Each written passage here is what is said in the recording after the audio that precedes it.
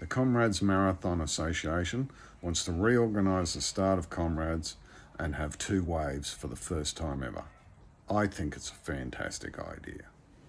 Pietermaritzburg is a relatively small town in South Africa. The streets are narrow and it has a huge impact on the way the race starts. Now, for those that don't know, Comrades is a gun-to-gun race. It's not based on mat timing. Once the gun goes off, the race has started. Now, if you're starting near the back, it can take up to, in the past at least, 15 minutes just to cross the line. And it's important to be aware, just because you cross the line doesn't mean you can run. In 2018, that was the largest down run field ever.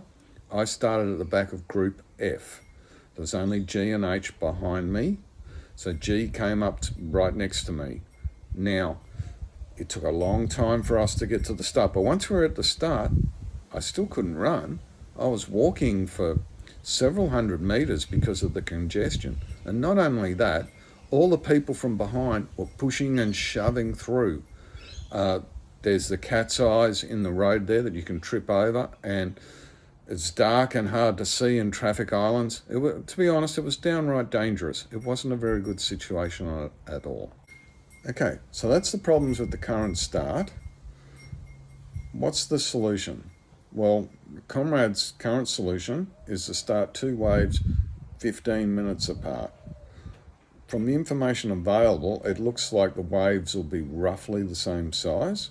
And based on previous races, that indicates that the first wave will probably include runners up to qualifying times, marathon times, of about 4 hours 05 or thereabouts.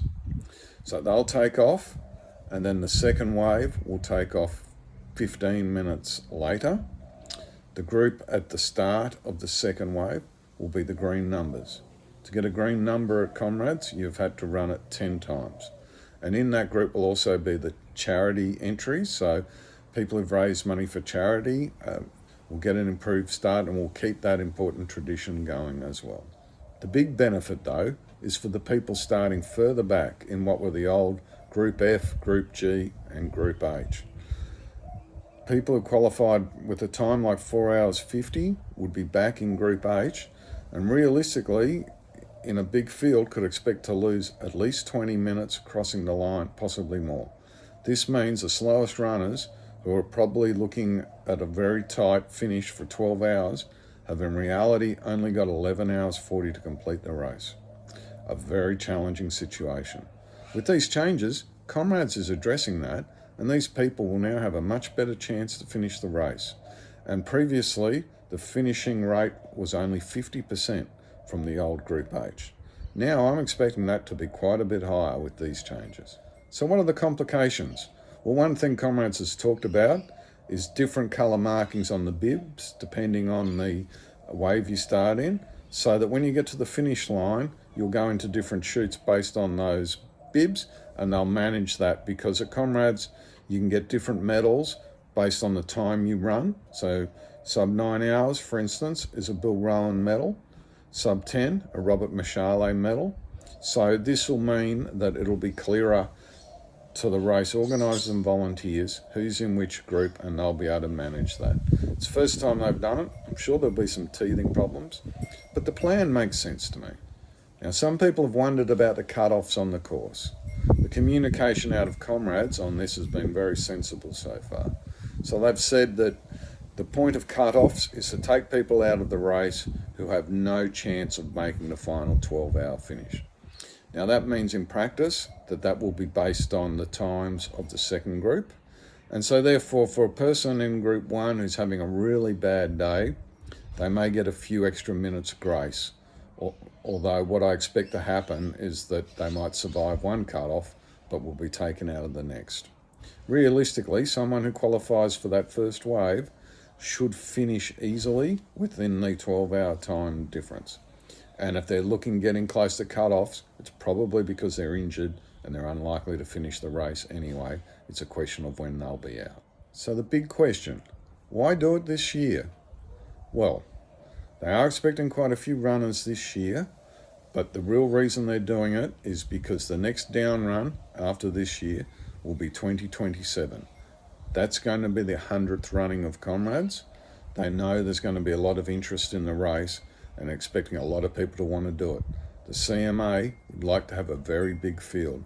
In the past, they've talked about over 30,000 for this race. And the current way the race starts, that would be impossible. Certainly anyone with a qualifier probably higher than 4 hours 20 with the current setup would have a great deal of trouble finishing, because it would take a long time, possibly up to an hour to cross the start line, in my view at least. So they need some serious changes if they're going to have a really big field, and they want to trial it this year to see if they can get it in place for 2027. Now problems about it. The main problem I can see is that South Africans love their traditions. This is change, and everyone who's got a tradition that they really enjoy gets nervous when people talking about changing it, even if the vibe is that the change will be for the better.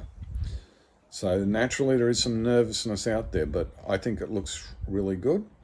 I know my friends at Coach Parry with the more information, are now getting behind it. And I'm really looking forward to hearing the stories on how it goes this year. And why am I interested in that? Because in 2027, I'm going to run the down run in the 100th. And I hope as many people out there who watch this come and join me, because that will be an experience of a lifetime. Now, if you enjoyed this video, please like and of course subscribe to my channel. I'll keep posting things about Comrades, other interesting runs I've done, hiking, and some interesting geology as well.